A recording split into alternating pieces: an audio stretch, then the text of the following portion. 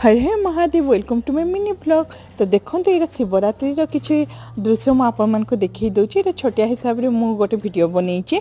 तो देखते आम मंदिर केते सुंदर सजाही जी भी पुष्प आपण देखुन से सब पुष्प ओरिजिनल ही कोटा भी डुप्लिकेट ने सब पूरा फूल फूल सजाही मंदिर केते सुंदर भाव में देखिपे। आ महादेव केते सुंदर देखा जाउछंती देखंतु। भक्तों भी बहुत लंबा लाइन लगी बहुत भिड़ थिले।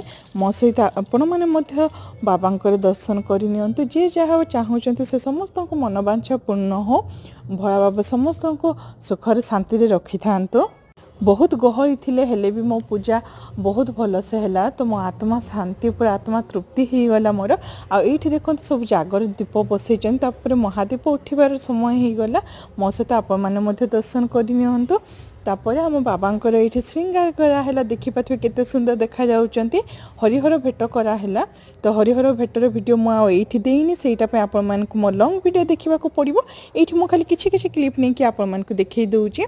तो बाबांकर एते सुंदर देखा जाउथिले जे तांकर रूप एते सुंदर थिला जे पूरा आखि लागी जाइथिला। तापर आ गोटे मंदिर को आमे गलु बुलिबाको। तो सेठी मध्ये टिके आपण दर्शन करि नियंतु बाबांको। Thank you for watching. Video भल लागिला लाइक कर देबे।